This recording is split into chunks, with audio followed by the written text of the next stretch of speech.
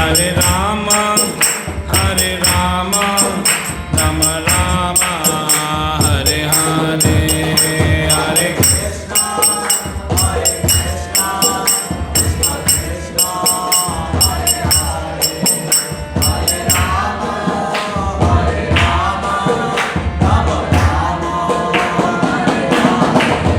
Hare Krishna, Hare Krishna, Krishna Krishna, Hare Hare, Hare Rama, Hare Rama, Rama Rama, Hare Hare, Hare Krishna, Krishna Krishna, Hare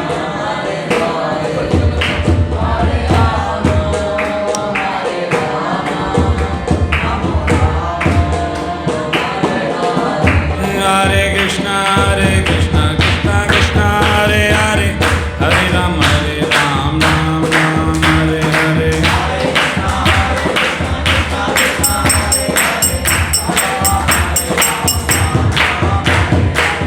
Rama Rama, Hare Krishna, Krishna Krishna, Hare Hare, Hare Ram, Ram Ram, Hare Hare, Hare Krishna, Krishna Krishna, Hare Hare, Hare Ram, Ram Ram, Hare Hare,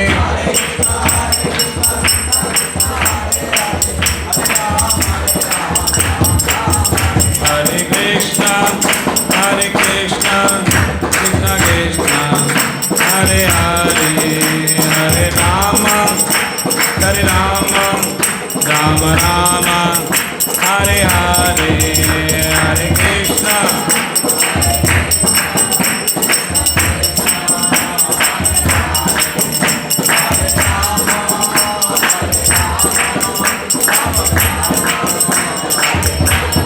Jayo Radha Govind, Radha Govind Radhe,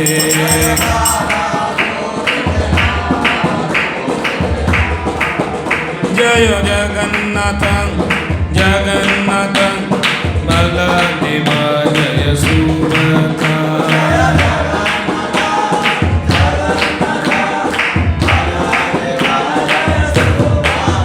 Nitai Gaur Hari Bol, Hari Bol, Hari Bol, Hari Bol.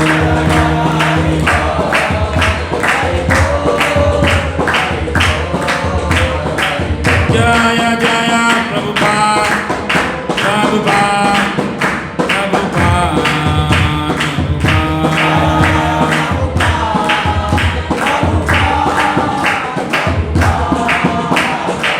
Jaya Jaya Gurudev, Gurudev, Gurudev, Gurudev.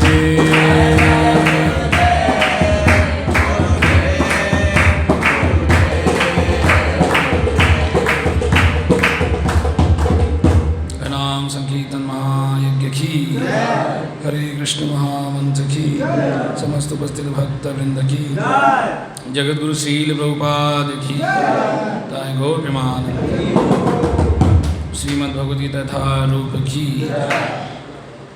ओम नमो भगवते वासुदेवाय, ओम नमो भगवते वासुदेवाय, ओम नमो भगवते वासुदेवाय।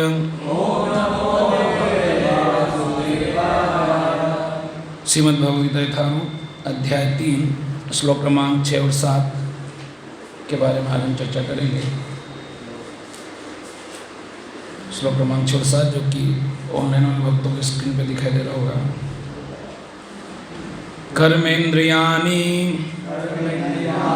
संयम्य यह आस्ते मनसा स्मरन् इंद्रियर्थान् विमूढ़ः आत्मा मिथ्याचारः सह उच्यते। कर्मेन्द्रियाणि संयम्य यास्ते मनसा स्मरन् इंद्रियार्थान् विमूढ़ात्मा मिथ्याचार स उच्यते कर्मेन्द्रियाणि संयम्य यास्ते मनसा स्मरन् इन्द्रियार्थान् विमूढात्मा मिथ्याचारः स उच्यते कर्मेन्द्रियाणि संयम्य यास्ते मनसा स्मरन् इन्द्रियार्थान् विमूढात्मा मिथ्याचारः स उच्यते। दोहराइए। कर्मेन्द्रियाणि संयम्य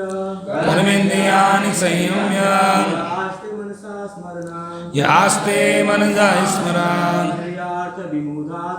इन्द्रियार्थ विमूढात्मा मिथ्याचारः स उच्यते। और कोई एक जन और। कर्मेन्द्रियाणि संयम्य यास्ते मनसा स्मरन् इन्द्रियार्थान् विमूढात्मा मिथ्याचारः स उच्यते। श्लोक क्रमांक 7 भी हम पढ़ लेंगे एक साथ, है ना। यस्त्विन्द्रियाणि मनसा नियम्यारभते अर्जुन कर्मेन्द्रिये कर्मयोगम् असक्तः स विशिष्यते। यस्त्विन्द्रियाणि मनसा नियम्यारभते अर्जुन कर्मेन्द्रिये कर्मयोगम् असक्तः स विशिष्यते। यस्त्विन्द्रियाणि मनसा नियम्यारभते अर्जुन कर्मेन्द्रिये कर्मयोगम् असक्तः स विशिष्यते। दोहराइए एक जन को। यह तो इंद्रियाणि मनसा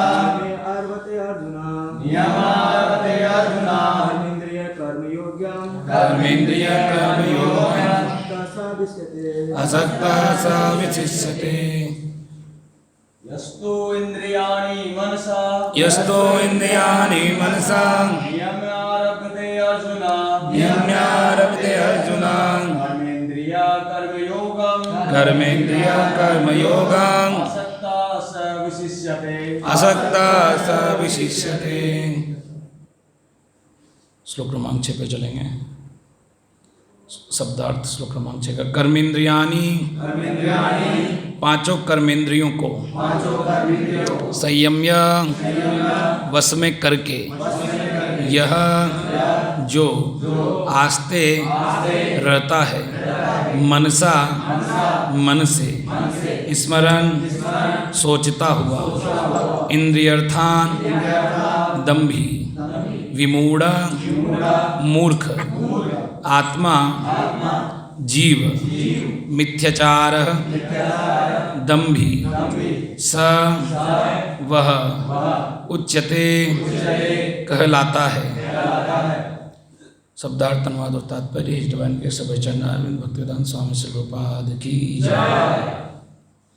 अनुवाद इस प्रकार है, दोहराइएगा। जो कर्मेंद्रियों को वश में तो करता है, किंतु जिसका मन इंद्रिय विषयों का चिंतन करता रहता है वह निश्चित रूप से स्वयं को धोखा देता है और मिथ्याचारी कहलाता है। तात्पर्य ऐसे अनेक नहीं, दोहराना नहीं है। ऐसे अनेक मिथ्याचारी व्यक्ति होते हैं जो कृष्ण भावनामृत में कार्य तो नहीं करते किंतु ध्यान का दिखावा करते हैं, जबकि वास्तव में वे मन में इंद्रिय भोग का चिंतन करते रहते हैं। ऐसे लोग अपने अबोध शिष्यों के बहकाने के लिए शुष्क दर्शन के विषय में भी व्याख्यान दे सकते हैं, किंतु इस श्लोक के अनुसार वे सबसे बड़े धूर्त हैं। इंद्रिय सुख के लिए किसी भी आश्रम में रहकर कर्म किया जा सकता है, किंतु यदि यह विशिष्ट पद का उपयोग विधि विधानों के पालन में किया जाए तो व्यक्ति की क्रमशः आत्मशुद्धि हो सकती है। किंतु जो अपने को योगी बताते हुए इंद्रिय तृप्ति के विषयों की खोज में लगा रहता है वह सबसे बड़ा धूर्त है। भले वह कभी कभी दर्शन का उपदेश क्यों न दे, उसका ज्ञान व्यर्थ है, क्योंकि ऐसे पापी पुरुष के ज्ञान के सारे फल भगवान की माया द्वारा हर लिए जाते हैं। ऐसे धूर्त का चित्त सदैव अशुद्ध रहता है, अतएव उसके योगिक ध्यान का कोई अर्थ नहीं होता। श्लोक क्रमांक 7 शब्द अनुवाद दोहराइएगा।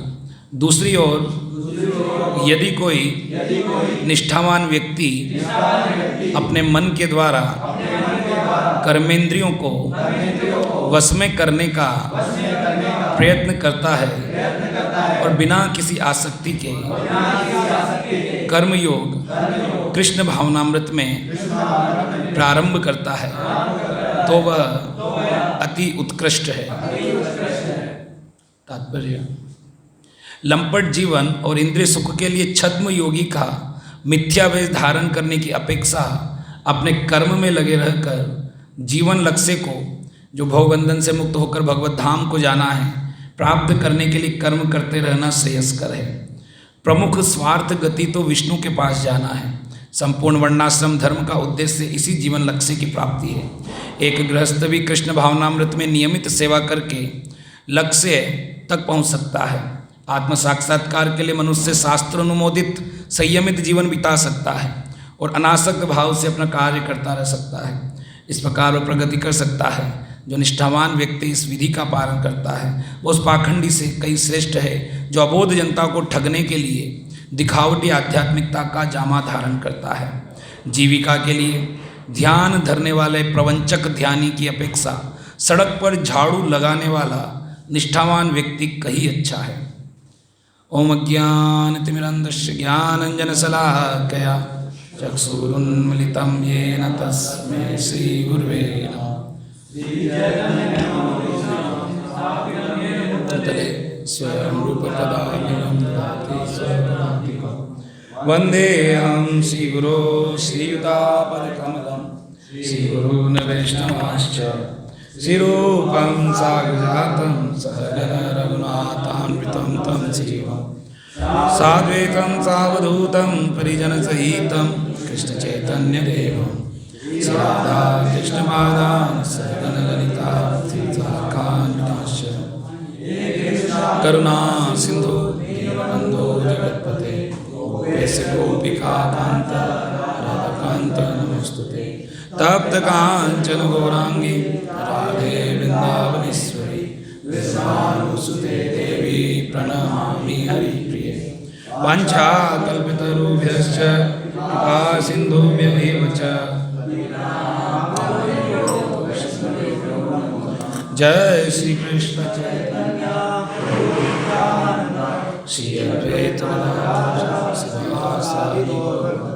हरे कृष्णा कृष्णा कृष्णा हरे हरे हरे राम राम हरे हरे।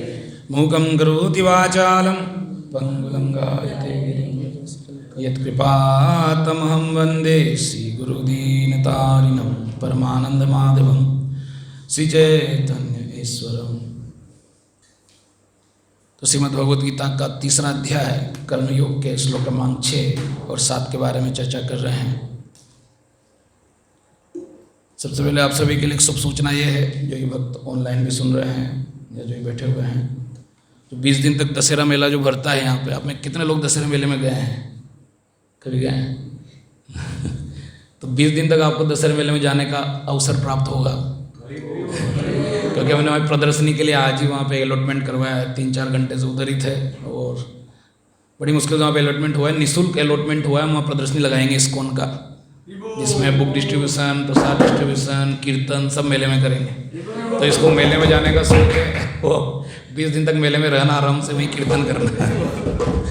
कीर्तन, बुक डिस्ट्रीब्यूशन, प्रसाद डिस्ट्रीब्यूशन सब वहाँ पे करने का अवसर मिलेगा।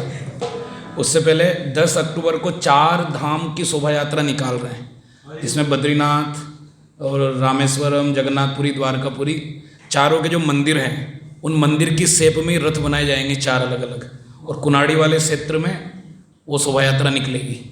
तो माहेश्वरी समाज निकाल रहा है, उसको एलन वाले निकाल रहे हैं, लेकिन एलन वालों के साथ हम मिल कर के जो है रथ वगैरह डिज़ाइन करवाना, सारी योजना बनाना, उसमें लगे हुए हैं। तो उसमें जो चारों रथ बनेंगे, तो उनका तो एक दिन का प्रोग्राम है, उसके बाद चारों रथ जो रहेंगे, चारों धाम हम वहाँ पे प्रदर्शनी के रूप में मेले में लगा देंगे। तो एक पंथ दो काज हो जाएंगे। तो 4 धाम वहाँ पे प्रदर्शनी के रूप में 4 धाम रखे रहेंगे।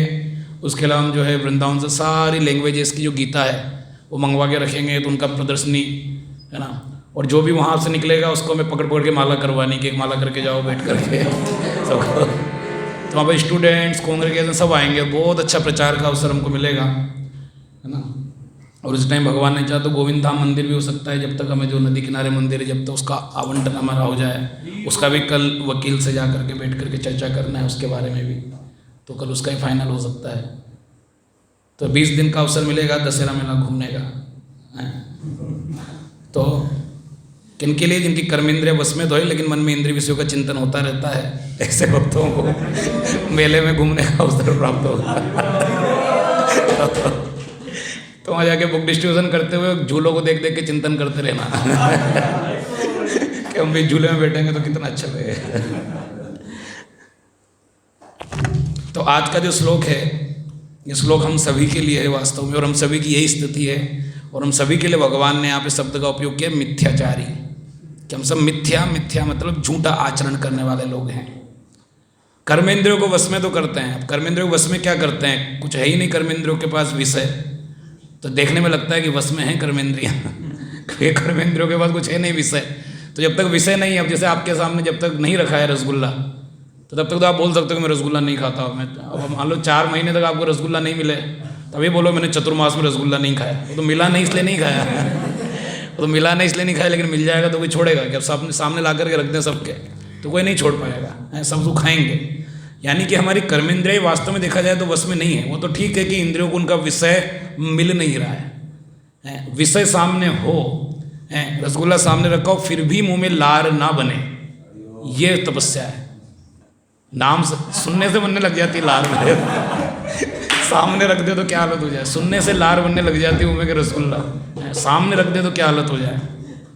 तो भगवान बता रहे हैं कि जो कर्मेंद्रियों को वश में तो करता है, यानी कर्मेंद्रियों किसी भी प्रकार से जोर जबरदस्ती से कैसे भी, या अवेलेबल ही नहीं है हमारे पास सब्जेक्ट मैटर है, तो हम मान सकते हैं कि भाई वश में है कि अवेलेबल ही नहीं है। लेकिन मन हमेशा उन विषयों के बारे में चिंतन करता रहता है, कब मिलेगा कब मिलेगा कब मिलेगा। तो भाई प्रभु जी मेरे को कोई टेंशन नहीं है, मैं एकदम पूरी इंद्रिया मेरे नियंत्रण में है, और मन में ही चिंतन चलता रहता है कब मिलेगा कहाँ मिलेगा कैसे मिलेगा। तो ऐसे लोगों के लिए भगवान बता रहे हैं कि वो किसी दूसरे को धोखा नहीं दे रहा है, वो स्वयं को धोखा दे रहा है और मिथ्याचारी कहलाता है। और मुख्य रूप से विद्यार्थी जीवन में ऐसा होता है क्योंकि हम अपने कर्म से जब बचना चाहते हैं, जो अगले श्लोक में भगवान वर्णन कर रहे हैं, कर्म से जब बचना चाहते हैं और भक्ति करने का भी हमको अवसर मिल जाए, भक्ति का वातावरण भी हमको प्राप्त हो जाए और साथ में ये भी अवसर मिल जाए, तो हम क्या करते हैं, जानबूझ करके पढ़ाई से जी चुराने लगेंगे और दिखाओ क्या करेंगे, मैं प्रभु जी बहुत अच्छा भक्ति कर रहा हूँ, मेरे को कोई फ़र्क नहीं पड़ता है, कोई मार्क्स कम ज़्यादा आ जाए कोई फ़र्क नहीं पड़ता है, मेरे को कुछ नहीं करना है। और हो सकता है कि बाद में उसी चीज़ के पीछे नहीं प्रभु जी मैं वापस वही पढ़ना चाहता हूँ, वही करना चाहता हूँ, वही सब कर लूँ, है ना। तो इसलिए क्योंकि हम सब मिथ्याचारी हैं। एक समय तो बहुत ज़्यादा वैराग्य दिखाने लग जाते हैं, मेरे को कोई फर्क नहीं पड़ता, कुछ भी हो जाए, चाहे फेल भी हो जाऊँ तो मैं एकदम संतुष्ट आत्मा हूँ कि भक्ति का रस मिल रहा है मेरे को, मैं भक्ति बहुत आनंद के साथ कर रहा हूँ। लेकिन बाद में वही व्यक्ति जो है हो सकता है कि विषयों के प्रति आकर्षित होकर कि नहीं प्रभु जी मुझे वही करना है।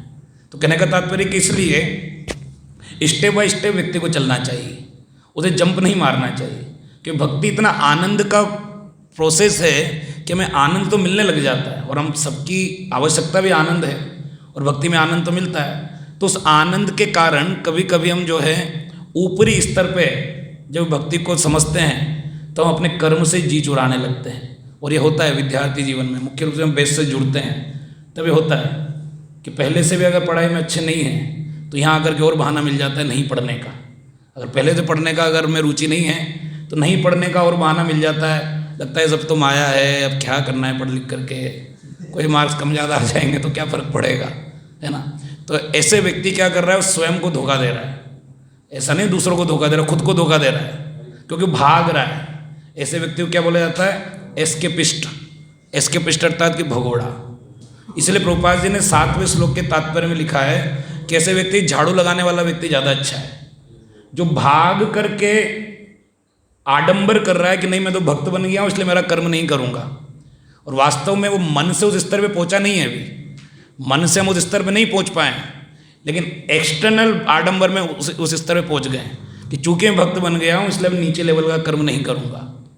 तो ऐसे व्यक्ति स्वयं को धोखा दे रहा है। इससे तो प्रभुपाद जी बता रहे हैं कि ऐसे व्यक्ति से ज़्यादा अच्छा तो वो है जो निष्ठावान है, ईमानदारी से सड़क पे झाड़ू लगा रहा है और कृष्ण का नाम ले रहा है। उसको प्रभुपाद जी ज़्यादा अच्छा बता रहे हैं। तात्पर्य क्लियर लिखा है, झाड़ू लगाने वाला व्यक्ति ज़्यादा अच्छा है ऐसे व्यक्ति से जो कि स्वयं को धोखा दे रहा है। तो विद्यार्थी जीवन में कभी कभी हमारे साथ ऐसा हो सकता है ना, कि हम जो कि लापरवाह हो जाएं, पढ़ाई में लापरवाह हो जाएं। जैसे हम लोग जब बेस पे रहते थे तो हम बेस पे इसलिए शिफ्ट हुए थे कि पढ़ाई अच्छे से हो, और पढ़ाई अच्छे से होने लगी थी। जब मेरे स्वयं का अगर उदाहरण दूँ तो स्वयं जो है जब फर्स्ट ईयर में था तो फर्स्ट ईयर में लेकर 54 फर्स्ट सेमेस्टर में 54% मार्क्स आए थे। तो बहुत दुखी हो गया था क्योंकि कभी 80 से नीचे बनी नहीं परसेंटेज, और एकदम से 54 पे आ गए फर्स्ट सेमेस्टर में, तो बहुत रोया, बहुत दुखी हुआ। फिर किसी तरीके सेकंड सेमेस्टर में खींच खांच के 60% तक पहुंचा, पर फिर भी संतुष्ट नहीं था। तो ऐसे समय में फिर भगवत गीता मिल गई, भक्तों का एसोसिएशन मिल गया।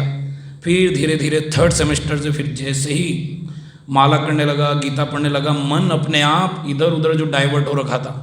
फर्स्ट ईयर में वही रैगिंग होना, इधर उधर कूदा फांदी करना, मस्ती करना, इसमें जो लगा हुआ था वहाँ से हट करके ऑटोमेटिक होने लगा।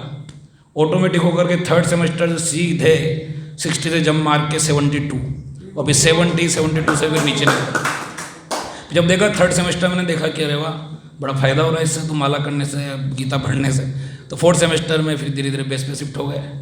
फिर बेस पे शिफ्ट होकर के फिर उसके बाद से कभी नीचे नहीं उतरे, फिर 70+ ही रहा। और जो फर्स्ट सेमेस्टर में जो 54% आया था, ग्रेजुएशन ऑनर्स के साथ हो गया। तो गवर्नमेंट कॉलेज से, MBA इंजीनियरिंग कॉलेज से ऑनर्स की डिग्री प्राप्त करना बहुत बड़ा संघर्ष था राजस्थान में। अभी तो ठीक है, इतना ज़्यादा स्तर रहा नहीं किसी भी कॉलेज का, उस समय बड़ा कठिन तपस्या था। तो कहने का तात्पर्य कि हम भक्ति का उपयोग अपने कर्म से बचने के लिए ना करें, भक्ति का उपयोग हम अपने कर्म को और अच्छे से करने के लिए करें। और फायदा क्या हुआ बेस पे आने का? फाइनल ईयर के साथ ही जब गेट का एग्ज़ाम दिया तो गेट में 45 मार्क्स आ गए थे। 100 में से 45 नंबर लाना गेट के एग्ज़ाम में बहुत बड़ी बात होती है, और वो भी फाइनल के साथ ही लेकर के आ जाना, अलग से कोई कोचिंग नहीं करना। तो फिर मेरे मन में लालच आ गया कि यार 45 तो बिना कोचिंग किए आ गए, अब कोचिंग करके लाऊंगा, ज़्यादा आएंगे। तो कोचिंग करने के बाद 40 ही रह गए। फाइनल के साथ 45 आ गए तो कोचिंग के बाद 40 ही रह गए। कहने का तात्पर्य है, मैं जो बताना चाह रहा हूँ कि भक्ति का उपयोग हम जो हैं बहाना बनाने के लिए ना करें, भक्ति का उपयोग अपने कर्म को और अच्छे तरीके से करने के लिए करें। उस समय इतना दे रहे थे भगवान, में खुद आश्चर्यचकित था कि इतना क्यों दे रहे हैं भगवान। फाइनल ईयर के साथ गेट में 45% मार्क्स आ गए, आराम से NIT वगैरह मिल रहा था मेरे को MTech के लिए। फिर भी लालच आ गया कि नहीं अब तो IIT लेना है, 45 से ज़्यादा मार्क्स लेके आऊँगा। तो IIT नहीं मिला, फिर लेकर के RTU में आ गए MTech के लिए। उसके साथ JN में नंबर आ गया, फाइनल ईयर के साथ गवर्नमेंट जॉब, JN में सिलेक्शन हो गया। मैं वो आश्चर्यचकित था, ऐसा क्यों हो रहा है, ये सब क्यों मिलता चला जा रहा है, भगवान क्या हो गया, ऐसा कौन सी प्रसन्न कर दिया मैंने आपको। और पास में अल्ट्राटेक सीमेंट की कंपनी थी जोधपुर के, उसमें भी सिलेक्शन, फाइनल से निकलते उसमें भी उनसे उधर से कॉल आ रहे हैं, आप आइए कब जॉब ज्वाइन करेंगे। तो इतनी चांदी सब दूर है कि MTech करना है, MTech करो, कंपनी में जॉब करना है, कंपनी में जॉब करो, गवर्नमेंट जॉब करना है, कुछ भी करो। कहने का तात्पर्य कि भक्ति का उपयोग हम जो हैं नीचे गिरने के लिए ना करें, ये नहीं कि भक्ति का बहाना बना करके अपने कर्मों से बचने लग जाएं कि चूंकि मैं भक्ति कर रहा हूँ इसलिए मैं पढ़ाई में लेजी रह सकता हूँ। हाँ, या तो अगर इतना तीव्र वैराग्य हो गया है कि पढ़ाई में इंटरेस्ट ही नहीं रहा है, तब तो ठीक है, तब तो आओ आकर के भगवान की सेवा करो, उसमें कोई दिक्कत नहीं है, अगर वास्तव में इतना तीव्र वैराग्य हो गया है। लेकिन अगर ऐसा वैराग्य नहीं है, केवल झूठा वैराग्य है, झूठा वैराग्य फल्गु वैराग्य, फल्गु वैराग्य या उसको मरकट वैराग्य भी बोलते हैं। मरकट वैराग्य क्या होता है कि बंदर भी वैरागी होता है, देखा जाए तो बंदर भी पेड़ पे रहता है कि वही घर बना करके नहीं रहता है, वो भी कोई कपड़े नहीं पहनता है, नागा साधु की तरह घूमता है। तो नागा भी है, घर भी नहीं बनाता है, तो देखा जाए तो वैरागी जीवन जी रहा है, लेकिन अपने पूरे जीवन भर 12 बंदरियों का वो संग करता है, 1 दर्जन बंदरियाँ उसकी पत्नियाँ होती हैं।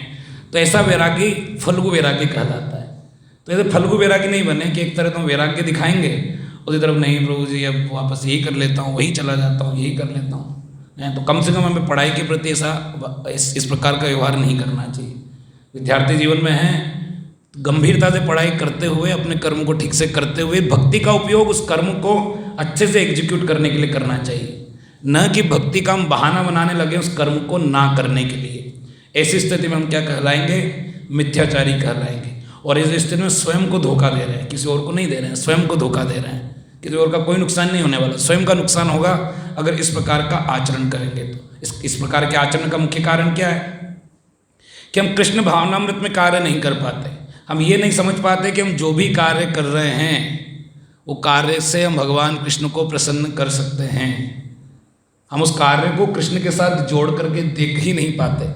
हमें लगता है कि ये कार्य अलग है, इसका कृष्ण से कुछ लेना देना नहीं है। लेकिन संसार में ऐसी कोई वस्तु नहीं जिसका कृष्ण से कुछ लेना देना नहीं हो। संसार में ऐसा कोई कार्य नहीं जिस कार्य के द्वारा हम कृष्ण को प्रसन्न ना कर सकते हो। तो ऐसी स्थिति में जब हम कृष्ण भावनामृत में कार्य नहीं कर पाते, इंद्रियां हमारी वैसे ही शुद्ध नहीं है, तो फिर लगातार इंद्रिय भोग का चिंतन हमारे मन में चलता रहेगा हैं। और जब इंद्रिय भोग का चिंतन चलता रहेगा हैं और वो मिलेगा नहीं, या उतनी हमारे पास योग्यता भी नहीं उस इंद्रिय भोग को प्राप्त करने की, तो फ्रस्ट्रेट होंगे। फ्रस्ट्रेट होकर के ब्लेम गेम खेलेंगे। अभी तो भक्ति में अच्छा लग रहा है ना, लेकिन जैसे भक्तों के संग में इसलिए कर रहे हैं, भक्तों के संग से 10 दिन बाहर रह के देख लीजिए, आप एक्सपेरिमेंट करके देखिए। 10 दिन हॉस्टल में जाके रह लो और भक्तों से बिल्कुल बात मत करो, या 10 दिन के लिए कहीं और जाकर के रह लो, बिल्कुल बात मत करो। ये सारा वैराग्य, सारी भक्ति धरी की धरी रह जाएगी। और उन 10 दिन में पता है क्या होगा? इंद्रिय विषयों का जम करके चिंतन होगा, और जम करके चिंतन होगा और इंद्रिय विषयों का, और पता चलेगा कि मेरे पास नौकरी भी नहीं, मेरी तो अच्छे मार्क्स भी नहीं, कुछ नहीं मिलने वाला है। फिर होएगी फ्रस्ट्रेशन, और फिर फ्रस्ट्रेशन होएगी। फिर क्या होगा फ्रस्ट्रेशन में? फिर निकलेगी भयंकर गालियाँ। ये बेस वालों ने बर्बाद कर दिया, इस्कॉन वालों ने बर्बाद कर दिया मेरे को, कोई इंद्रिय विषय नहीं मिल रहा है मेरे को, कुछ भोग नहीं कर पा रहा हूँ, क्या कर दिया मेरे साथ। तो वो धोबी के कुत्ते जैसी स्थिति हो जाती है। वो धोबी के कुत्ते जैसी स्थिति हो जाती है, ना घर का ना घाट का। तो उसका दोष हम भक्ति को देने लगते हैं या भक्तों को देने लगते हैं, और भक्तों को आकर गाली देने लगते हैं कि प्रभु जी आपने मेरा ध्यान नहीं रखा। आपने किसका ध्यान रखें? तुम विषय दिलाने का ध्यान रखें, किसका ध्यान रखना चाहते हैं? बोलते आप मेरा ध्यान नहीं रखते। ध्यान मतलब कि आपको कोई रसगुल्ला ला के खिलाएं या वो गोद में बिठा करके सुलाएं, क्या होता है ध्यान रखने का? है ना, जाके शिकायत करेंगे भक्त लोगों से। उसका कारण क्या है? मेन कारण ये है कि हम कृष्ण भावनामृत को समझ ही नहीं पा रहे हैं। तो जब तुम कृष्ण भावनामृत को नहीं समझ पाते हैं तो बीच की स्थिति बड़ी खतरनाक है। इससे तो ज़्यादा अच्छा है कि बाहर रह करके जम करके भोग कर लो, और जब परेशान हो जाओ भोग कर करके, तब फिर आ जाओगे प्रभु जी हम भक्ति करनी, बस बहुत भोग हो गया, सारी इंद्रियां खराब हो गई, सारा शरीर खराब हो गया, अब कम से कम आ जाओ, है ना। लेकिन ये बीच की स्थिति है जहाँ पे हम कुछ भक्तों से शेयर भी नहीं करेंगे और मन में चिंतन बनाए रखेंगे, तो स्वयं को धोखा देने के समान है। उससे स्वयं का ही नुकसान है। स्वयं जो है समय भी खराब कर रहे हैं, चेतना भी खराब कर रहे हैं। तो इसलिए तात्पर्य प्रभुपाद जी बता रहे हैं कि इसलिए कृष्ण भावनामृत को समझना होगा। केवल कृष्ण भावनामृत की ही विधि है जिसके द्वारा हम इंद्रिय भोग से बच सकते हैं, अन्य कोई विधि नहीं है। लेकिन कृष्ण भावनामृत है क्या, इसको समझना होगा। तो एक विद्यार्थी के तौर पर जो हमारी जिम्मेदारियां नियत की गई हैं, उन जिम्मेदारियों में किसी भी प्रकार का बहाना या किसी भी प्रकार की उसमें लापरवाही नहीं होनी चाहिए। और अगर वास्तव में इतना वैराग्य आ गया है, इस कलयुग में मुख्य रूप से सन्यास वैसे ही वर्जित है। कलयुग में सन्यास वर्जित है। पहले सन्यासी, इस्कॉन में भी सन्यास दिया जाता है तो कोई 50 साल का आयु निर्धारित की गई, उसके बाद ही किसी को सन्यास दिया जाता है। उसके बाद ही बड़ा ठोक बजा करके सन्यास दिया जाता है। उसके बाद क्या ठोक बजाया जाता है कि क्या वास्तव में इसके प्रचार करने की तीव्र इच्छा है, क्या किसी उच्च उद्देश्य के लिए सन्यास ले रहा है, या केवल सन्यास इसलिए ले रहा है क्योंकि सन्यास लेने से सम्मान मिलता है। ये आदि व्याधि उपाधि, ये जो उपाधि है, उपाधि पाने के लिए सन्यास ले लेना कि बड़ा जो है सम्मान मिलेगा, 2-4 लोग रोज़ मसाज करने के लिए रात को आएंगे, हैं मसाज करेंगे अच्छे से, हैं एकदम प्रसाद की प्लेट चकाचक कहीं ना कहीं से बन करके आ जाएगी, हैं हमेशा एकदम फर्स्ट एसी सेकंड एसी में टिकट होगा सन्यासी बनने के बाद, कई फ्लाइट में सफ़र करेंगे। इस्कॉन में सन्यासी होना मतलब इतना ऐश्वर्य मिलता है, तो बहुत से लोग यही उम्मीद करते हैं सन्यासी बन जाएं किसी भी करके। तो जो ये सोच के सन्यासी बनते हैं वो टिक नहीं सकते। सन्यास लेने का उद्देश्य क्या है? कृष्ण की जो सेवा। उच्च इतनी इच्छा है किसी की कि मैं कृष्ण के प्रचार के लिए संपूर्ण संसार में या जहाँ मुझे सेवा दी गई है उसके लिए मैं दिन रात शरीर का एक एक कण, समय का एक एक क्षण कृष्ण की सेवा में दे सकता हूँ, तो वो इसके लिए इच्छा रख सकता है। लेकिन ऐसी इच्छा नहीं है, इच्छा ये है कि सन्यासी बनने से सम्मान मिलता है, तो ऐसा व्यक्ति स्वयं को धोखा देता है। इसलिए कभी कभी जो है सम्मान पाने की आशा से या कुछ भौतिक वस्तुएं पाने की आशा से कभी कभी व्यक्ति आडंबर करता है सन्यासी बनने का। तो ऐसे सन्यासी से अच्छा क्या है? तो उसके लिए तात्पर्य प्रभुपाद जी बताते हैं कि उससे तो ज़्यादा अच्छा है कि वर्णाश्रम धर्म का पालन करे, और वर्णाश्रम धर्म का पालन करके क्रमशः अपनी आत्मशुद्धि करे। वो आत्मशुद्धि करे, स्वयं की शुद्धि करे, और उस शुद्धि के द्वारा वो इंद्रिय तृप्ति के विषयों से धीरे धीरे अनासक्त हो जाए, दूर हो जाए। ये छठे श्लोक में बता रहे हैं। तो ये हम सब के लिए है, हम सब मिथ्याचारी हैं, हम सब जो है इंद्रिय विषयों का चिंतन करने में लगे रहते हैं। जितने शुद्ध हैं उतने हम सेवा कर पाते हैं, जितने अशुद्ध हैं उतना किसी न किसी प्रकार का चिंतन चलता रहता है, स्थूल रूप में या सूक्ष्म रूप में। सूक्ष्म रूप में चिंतन कैसे चलेगा? मुझे सम्मान नहीं मिला, मुझे माला नहीं पिलाई पहनाई, मुझे किसी ने प्रणाम नहीं किया, ये भी चिंतन इंद्रिय भोग का ही है, इस प्रकार का चलता रहेगा। या स्थूल रूप में चिंतन चलेगा कर्मेंद्रियों और ज्ञानेंद्रियों के भोग का लिए, कि आँखों को अच्छा देखने को मिले, कान को अच्छा सुनने को मिले, और जीभ को अच्छा अच्छा खाने को मिले। यानी कर्मेंद्रियों और ज्ञानेंद्रियों के विषयों के बारे में चिंतन चलता रहेगा। और ये चिंतन जब तक चलता रहेगा, ये संघर्ष जब तक बना रहेगा, तब तक हम शांति को प्राप्त हो ही नहीं सकते। शांति को वही प्राप्त हो सकता है जो ये समझ जाए कि मैं भोग करने के लिए बना ही नहीं हूँ। इसलिए भगवान गीता में बताते हैं, गीता में बताया गया श्लोक कि शांति प्राप्त करने का एक ही तरीका है, भोक्ताराम यज्ञ तपसाम सर्वलोक महेश्वरम, कि हम समझ जाएं कि भोक्ता केवल भगवान हैं। कितना भी हम प्रयास कर लें, कितना भी मोबाइल को चूस लें, कितना भी हम जो संसार में जाकर के जो कुछ भी कर लें, कितना भी जाके साइट सीन कर लें, कितना भी अच्छा अच्छा खा लें, कितना भी अच्छा अच्छा घूम लें, कुछ भी कर लें, सुख मिलना ही नहीं, क्योंकि हम भोग करने के लिए बने ही नहीं। इसलिए भगवद्गीता में पहले ही बता दिया गया, भोक्ताराम यज्ञ तपसाम सर्वलोक महेश्वरम। आगे की लाइन क्या है? सुहृदम सर्वभूतानां ज्ञात्वा शांति अनंतरम, कि अनंतर रूप से अगर कोई शांति प्राप्त करना चाहता है तो तीन ही चीज़ें समझनी है। भोक्ताराम यज्ञ तपसाम, कि सभी यज्ञों के या सभी कार्यों के एकमात्र भोक्ता भगवान श्री कृष्ण है। हम कभी भोक्ता हो नहीं सकते, कितना भी प्रयास कर लें। और भोगी बनने के लिए तो भटक रहे हैं, कभी इधर भटक रहे हैं, इधर मिल जाएगा, उधर मिल जाएगा, उधर मिल जाएगा, सम्मान मिल जाए, धन मिल जाए, वस्तुएं मिल जाए, इसी भोग के चक्कर में व्यक्ति पड़ा हुआ है। या तो स्थूल भोग चाहता है या सूक्ष्म भोग चाहता है, उसमें हम सब पड़े हुए हैं। तो जब तक ये रहेगा तब तक संघर्ष चलता रहेगा, और जब संघर्ष होगा तो दुख उत्पन्न होगा, और वही सब हमारे जीवन में चल रहा है। हम इसलिए संघर्ष कर रहे हैं, दिन रात मन से लड़ते हैं, इंद्रियों से लड़ते हैं। संघर्ष इसीलिए कि हम भोग चाहते हैं, भोग करने की इच्छा कूट कूट करके भरी हुई है, और भोग की चीज़ों को एडजस्ट करते, दिखावा ऊपर से करते हैं कि बहुत अच्छा जगह, बहुत अच्छे भक्त हैं, बहुत अच्छा सब चल रहा है। लेकिन अंदर की स्थिति हम स्वयं जानते हैं, भगवान जानते हैं। उनसे कुछ छुपा हुआ नहीं है, वो दृष्टा हैं, वही दृष्टा हैं, वो सब कुछ देख रहे हैं। वो वास्तविक जो है सारी चीज़ें उनके पास रिकॉर्डेड है। हम कितना भी ऊपर से अपने आप को जो है बहुत क्वालिफाइड दिखा लें, बड़े बड़े उपदेश दे लें, बड़ी बड़ी फिलोसफी बोल लें, लेकिन हम क्या हैं, हम क्या नहीं, भगवान जानते हैं। तो कहने का तात्पर्य कि जब तक हमारा चित्त शुद्ध नहीं होगा तब तक ये संघर्ष चलता रहेगा। और चित्त को शुद्ध करने की अन्य कोई विधि है ही नहीं, वास्तव में कोई विधि बनी नहीं है चित्त को शुद्ध करने की। एकमात्र विधि यही है कि भक्तों के संग में रहते हुए केवल हरिनाम करते रहें, कथा श्रवण करते रहें, इसके अलावा अन्य कोई विधि नहीं है। कोई विधि संसार में नहीं बनी जो चित्त को शुद्ध कर दे, कोई विधि संसार में नहीं बनी। मुख्य रूप से हम सबके लिए एक ही चीज़ है, कैसे भी करके हम पूरे जीवन भर इस्कॉन में रह जाएं, भक्तों के संग में रह जाएं, भक्तों के कांटेक्ट में रह जाएं, तो हमारा उद्धार हो जाएगा। उद्धार के कुछ चांसेस हैं। ऐसा नहीं कि जब तो विद्यार्थी जीवन में तब तो ठीक है, बेस पे रह लिए, भक्तों का संग कर लिया, बेस से पास आउट होने के बाद भक्तों से कॉन्टेक्ट ही ब्रेक हो जाए, संग ही नहीं ले पाए भक्तों का, तो धीरे धीरे वापस से सारे विषय जो है हमें सताने लगेंगे, फिर वापस से जो संसार के वेग में बह जाएंगे। और ये होता है, कितने लोग आते हैं बेस से पास आउट होते हैं, कितने आए होंगे, कितने गए हैं, उनमें से कितने हैं जो वास्तव में भक्ति कर पा रहे हैं। गिने चुने 4-5 लोग होंगे पिछले 4-5 साल के बेस के इतिहास में जो वास्तव में भी दीक्षा लेकर के ठीक से भक्ति कर पा रहे होंगे। ना कितने आए, कितने जुड़े, कितने गए। ठीक है, जितने समय तक उन्होंने किया उसका लाभ मिला, लेकिन वास्तविक लाभ तो नहीं ले पाए जो लाभ वो ले सकते थे जीवन में। तो कोई हम भी उसी लाइन में नहीं शामिल हो जाएं। उसके लिए आवश्यक है कि हम समझें कि एक ही तरीका है चित्त को शुद्ध करने का, चाहे कुछ भी हो जाए हमारे जीवन में। सबसे बुरी से बुरी स्थिति आ सकती है हमारे जीवन में कि हम जो माला करना छोड़ दें, कुछ भी छोड़ दें, माला करना भी छोड़ दें।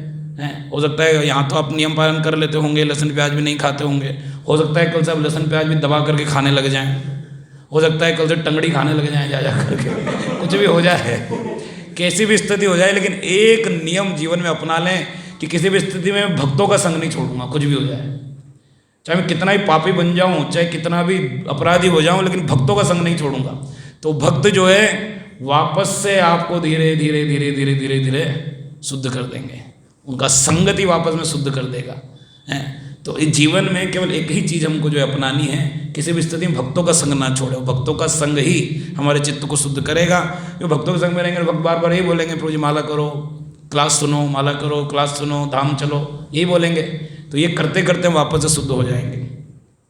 तो इसलिए हमें स्टेप बाय स्टेप प्रोग्रेस करनी है। हमें कोई जो है कूदाफांदी नहीं करनी है, कोई दिखावा नहीं करना है कि हम कोई महान भक्त होने का दिखावा करें। विनम्रता से स्वीकार करें कि मैं भक्त नहीं हूँ, कम भक्त हूँ। ये विनम्रता स्वीकार कर लें, हम भक्त नहीं बने, हम कम भक्त हैं। इस बात को स्वीकार करते हुए होता क्या है, 2-3 साल हो जाते वक्त, प्रभु जी मैं 2-3 साल से हूँ, ऐसे कैसे उन्होंने बोल दिया मेरे को, 3 साल हो गए, ऐसे थोड़ा ना भी माला रगड़ रहा हूँ 3 साल से बोल कैसे दिया मेरे को कुछ। तो हम जो भक्ति को कैसे गिनते सालों के अनुसार, कितने साल हो गए, कुछ डेट मान लो डेट नोट करके रखते हैं कि पहली बार इस्कॉन में कदम रखा था इस डेट को, और आज होगी ये डेट, यानी 4 साल हो गए। अब ऐसा थोड़ी ना है, सम्मान कुछ तो मिलना चाहिए। तो ये वाला भाव रखेंगे तो कभी हमारा शुद्धिकरण नहीं होगा। विनम्रता बना के रखें, अपनी स्थिति के अनुसार। हमेशा मान के सबसे ज़्यादा नालायक हैं हम, ये मान के नालायक हूँ, पापी हूँ, अपराधी हूँ, एकदम गिरा हुआ हूँ, पतित हो रहे भी वास्तव में। ऐसा नहीं कहने के लिए बोले, हम वास्तव में हैं। ऐसा नहीं ऊपर से बोलते हैं प्रभु जी मैं बड़ा पतित हूँ, तो ये सोच के बोलते हैं सामने वाला बोलेगा अरे नहीं नहीं आप तो विनम्रता दिखा रहे हो। और अगर सामने वाला वास्तव में बोल दे कि हाँ प्रभु जी आप पतित हो तो हृदय की क्या स्थिति होगी, मैं तो विनम्रता में बोल रहा था, सही में मुझे पतित मान लिया। तो हम केवल दिखावा करते हैं, ऊपर से बोलते हैं बोलने के लिए, लेकिन वास्तविकता है कि हम सब वास्तव में पतित हैं। हमारी स्थिति बड़ी बेकार है। ये तो भक्तों के संग में है, इसलिए हम कुछ करते हुए दिखाई दे रहे हैं। एक बार भक्तों का संग छूटा, हम जो कितने बड़े महात्मा हैं सब सामने आ जाएगा। भक्तों के संग की वजह से प्रोटेक्टेड हैं। जिस प्रकार से पौधे को लगा करके बाढ़ से प्रोटेक्ट किया जाता है, उसी प्रकार से भक्तों के संग की बाढ़ है, इसलिए हम हमारा जो पौधा है उसको कोई खा नहीं रहा है। ये बाढ़ हटी भक्तों के संग की। इस संसार के जो जितने भी विकार रूपी जानवर हैं वो सब विकार हमको आकर के खा जाएंगे। अगले श्लोक में जो भगवान बता रहे हैं कि इसलिए ज़्यादा अच्छा व्यक्ति वो है, ऐसे व्यक्तियों से ज़्यादा अच्छा व्यक्ति वो है जो मन के द्वारा कर्मेंद्रियों को वश में करने का प्रयास कर रहा है और साथ में कर्म योग में लगा हुआ है, कृष्ण भावनामृत के अभ्यास में लगा हुआ है, वो ज़्यादा अच्छा है। एक स्टोरी आती है इसमें रामानुजाचार्य की, कि रामानुजाचार्य के एक शिष्य थे, उनका नाम था धनुर्दास। धनुर्दास था, ग्रस्त भक्त थे, और उनकी पत्नी थी, उनका नाम था पोनिच्चियार, दक्षिण भारतीय थे, इस प्रकार का उनका नाम था पोनिच्चियार, ऐसा कुछ नाम था। तो धनुर्दास जो थे अपने पहले के भौतिक जीवन में अपनी पत्नी से बहुत ज़्यादा आसक्त थे। बहुत एक बार जो है श्रीरंगम मंदिर से वहाँ पास में जो है नदी है, रामानुजाचार्य अपने शिष्यों के साथ वहाँ पर स्नान वगैरह कर रहे थे, और उसी नदी के किनारे ही अपनी पत्नी के साथ जा रहे थे जो धनुर्दास थे। और वहाँ पे बहुत सुंदर उत्सव चल रहा था नदी किनारे, रामानुजाचार्य के दर्शन के लिए आ रहे थे, कीर्तन और फीस्टिंग, डांसिंग सब कुछ हो रहा था। और धनुर्दास दूर से निकल रहा था, जो भी लोग जा रहे थे सब रामानुजाचार्य के पास जा रहे थे, कीर्तन में भाग ले रहे थे, सब जाकर के जो फेस्टिवल में भाग ले रहे थे। और धनुर्दास जो अपनी पत्नी के साथ निकल रहा था, उसको छाता लगा करके, जैसे छाता लगा रखा था पत्नी को, और उल्टा चल रहा था। पत्नी आगे चल रही है, वो ऐसे चल रहा है, और वो उल्टा चल रहा है और छाता लगा रहा है पत्नी की तरफ, और एकदम पिन फोकस्ड है, इधर ध्यान नहीं उधर ध्यान नहीं, सीधा पत्नी के चेहरे पे देखे जा रहा है और उल्टा चलता जा रहा है। तो अच्छा, आपका ये हॉटस्पॉट ऑन करोगे मोबाइल का किसी का, या फिर ये सी टाइप का चार्जर लेके आ जाओ उसमें वाईफाई का।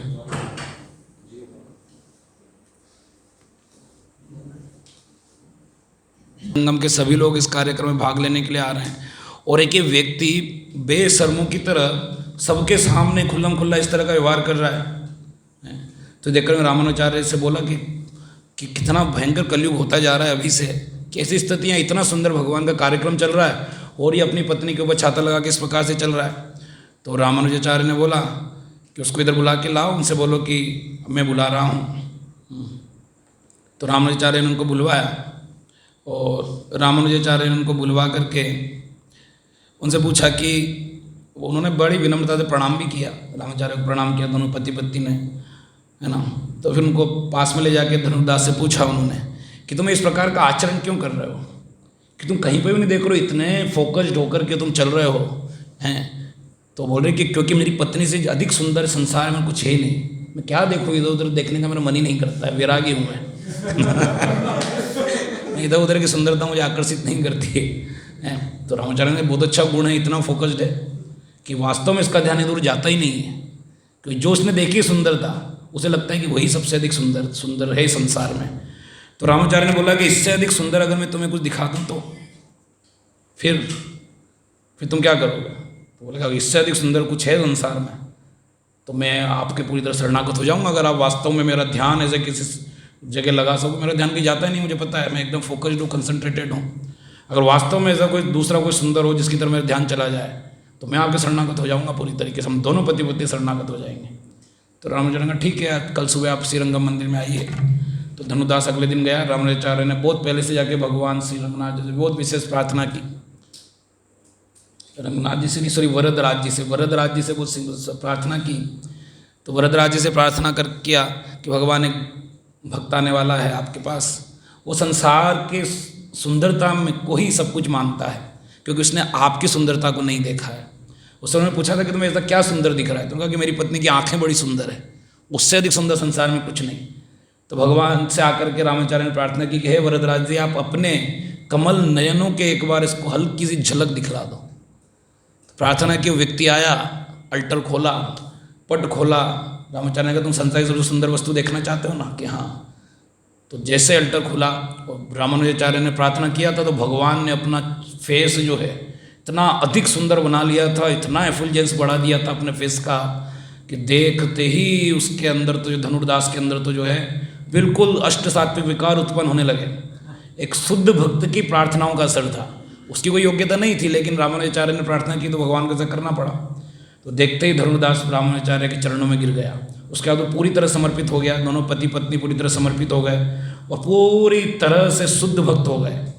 अब एक बार रामानुजाचार्य के आश्रम में सारे शिष्य जो उनके थे, सन्यासी शिष्य रामानुजाचार्य के, तो सन्यासी शिष्य जो एक दिन झगड़ा कर रहे थे, वो झगड़ा कर रहे थे, तार पे सबने धोती कुर्ते कोपिन सब सुखा रखे थे और सुबह से मंगल आरती का टाइम हो रहा था।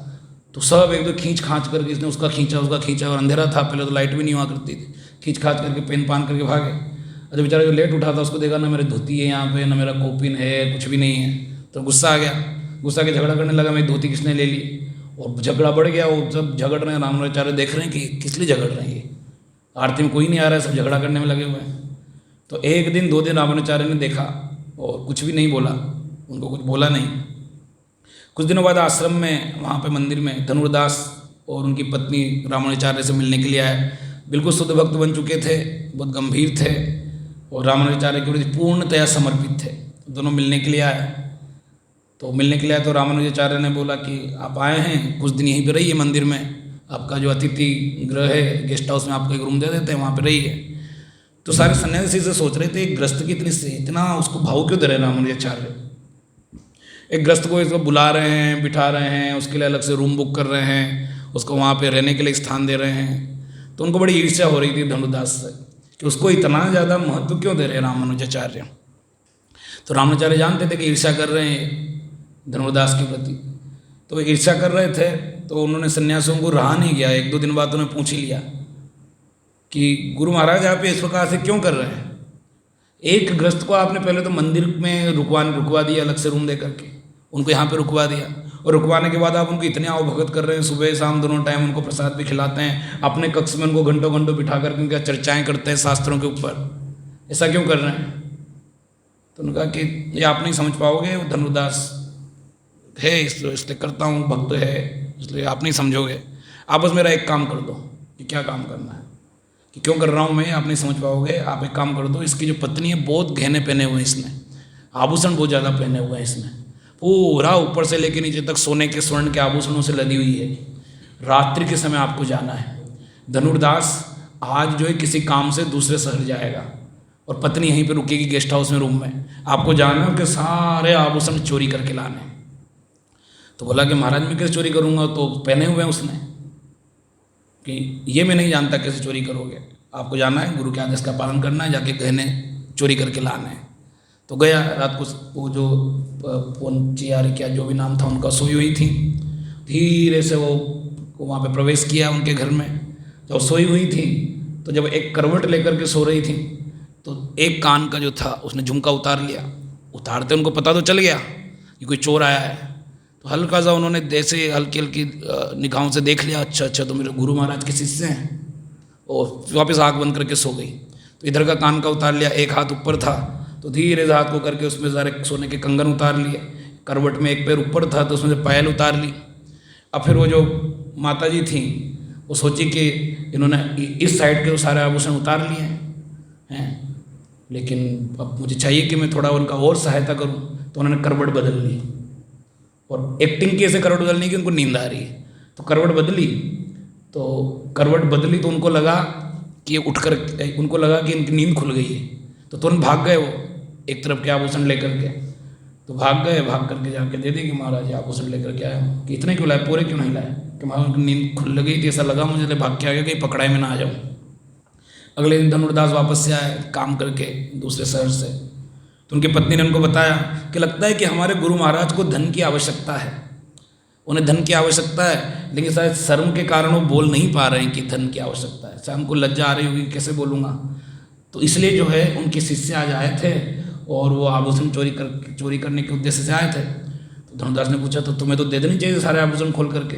क्या मुझसे मांगते तो आभूषण दे देती, ये शायद वो शर्म के कारण मांग नहीं पा रहे होंगे, इसलिए उन्होंने चोरी करने के लिए आए। तो तुम्हें इजीली जो है सारे आभूषण जो है उनको चोरी करवाने में सहायता कर देनी चाहिए थी, क्यों तो मैंने किया। लेकिन वो एक ही तरफ के आभूषण खोल के ले जा सके, दूसरे के आभूषण खोल के नहीं ले जा सके, इसलिए मैं बड़ी दुखी हूँ। धनुर्दास बोले कि ये तो बहुत दुख की बात है कि हम पहली बार उन्होंने हमें सेवा के लायक समझा कि हमारे आभूषण उनके कुछ सेवा के काम आ जाएं, लेकिन हम उनकी सेवा ही नहीं कर पाए ठीक से।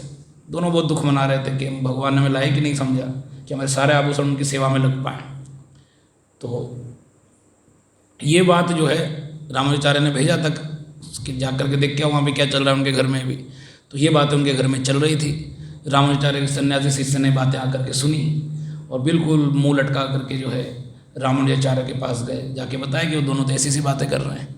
तब रामानुजाचार्य ने सारे सन्यासियों को बुलाया और बोला कि तुम लोग एक कॉपिन और एक धोती के लिए झगड़ रहे थे, मेरी धोती मेरे कपड़े, उसके लिए झगड़ रहे थे।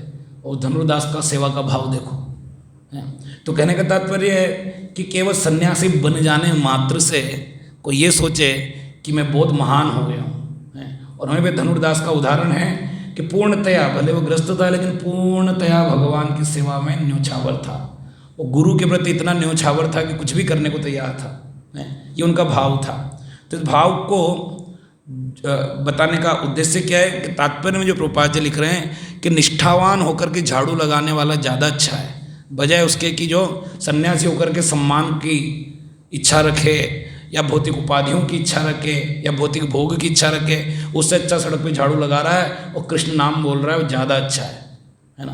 तो यही हमें जो है अपने जीवन में इस चीज़ को अपनाना चाहिए कि हम जो भक्ति के जीवन में हैं तो भक्ति के जीवन में रहते हुए क्रमानुगत तरीके से प्रगति करें, अपने आप को जो है महान नहीं समझने लग जाए। क्या मुझे 2 साल हो गए, 3 साल हो गए, 5 साल हो गए, 10 साल हो गए, महान हो गया, ऐसा नहीं। हमारी महानता तब तक दिखाई दे रही जब तक भक्तों के संग में हैं। एक बार संग से बाहर निकले हैं, वो एक श्लोक आता है पकटिया माया झपटिया धरी, माया पकड़ के झापटे मारेगी। एक बार संग से छूटे कि माया ऐसे थप्पड़ मारने चालू करेगी, प्रभु जी करते हुए भागते भागते आएंगे जहाँ पे भी रहेंगे। इसलिए हम सबको जो है बड़ा सावधान रहते हुए, गंभीर रहते हुए भक्ति करना चाहिए। और जो भी हमारे कर्म और कर्तव्य निर्धारित हैं उसको ईमानदारी से कृष्ण के लिए करने का प्रयास करना चाहिए, न कि बहाना बनाए भक्ति को आगे रख करके, नहीं तो बाद में इसी भक्ति को गाली देंगे, बाद में इन्हीं भक्तों को गाली देंगे। ऐसी स्थिति ना आए। स्थिति आती है और हम सब ने झेली हुई है, इसलिए बता रहा हूँ, है ना। ऐसी स्थिति ना आए बाद में जो दिख रहे हो आप, मुझे पता नहीं कोई बाहर निकल कर से गाली देने लग जाए। 2 साल बाद आया तलवार लेकर के, मेरा पूरा कैरियर बर्बाद कर दिया, मैं तो भोग करना चाहता था, मुझे आपने उधर लगा दिया, माला में फंसा दिया, ये हो जाता है ऐसा कई बार, है ना। इसलिए ज़्यादा अच्छा है कि हम प्रैक्टिकल रहें लाइफ में, जिस लायक हैं उसी लायक बन करके रहें, है ना। और विनम्रता से अपना कार्य करते रहें, अपनी जो सेवा दी गई है वो सेवा करें और अपना कर्म ठीक से करें, तब हम मिथ्याचारी नहीं कहलाएंगे। अन्यथा फिर हम मिथ्याचारी कहलाएंगे, ऐसा आचरण नहीं करेंगे तो। हरे कृष्णा। कोई प्रश्न है किसी का?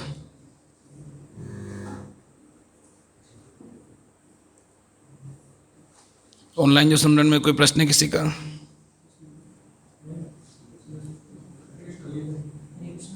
हाँ, यहाँ पे थर्ड लाइन पे ऐसे लोग अपने अबोध शिष्यों को भगाने के लिए शुष्क दर्शन के विषय में भी व्याख्यान दे सकते हैं। शुष्क दर्शन, शुष्क दर्शन अर्थात कि उस फिलोसफी का भगवान से कोई लेना देना नहीं है, बस वो केवल एक व्याकरण की बातें करेंगे, एक अलंकारिक भाषा में जटिल शब्दों का उपयोग करेंगे, है ना। होते ना बहुत सारे प्रवक्ता होते हैं, बड़े जटिल जटिल शब्दों का उपयोग करेंगे, संस्कृत के व्याकरण की बातें करेंगे, अलंकारिक भाषा का उपयोग करेंगे, हैं। ये दिखाने के लिए देखो मेरे अंदर कितना ज्ञान है, मुझे वेदों का कितना ज्ञान है, ये दिखाने के लिए। और उससे भगवान का कोई लेना देना नहीं। उसकी उस कथा में भगवान का गुणगान नहीं रहेगा, उसकी इस कथा में कोई भगवान का ना गुणगान होगा, ना किसी भक्त का गुणगान होगा, हैं। उसके बोलने का एकमात्र उद्देश्य रहेगा कि सामने वाला एक्सेप्ट करे कि मैं ज्ञानी हूँ। उसे एक्सेप्ट कराने के लिए बोलता है कि वो एक्सेप्ट करे कि मैं ज्ञानी हूँ, और इसी भाव से बोलता है, तो इसी भाव से बोलता है, तो इसके कारण सुनने वालों को उद्धार नहीं हो पाता। अगर वो इस भाव से बोलेगा कि मैं जो बोल रहा हूँ कृष्ण की प्रसन्नता के लिए बोल रहा हूँ, और जो बोल रहे हैं उसमें कृष्ण तत्व निहित है, तब लोगों का उद्धार होगा, है ना। और कोई प्रश्न?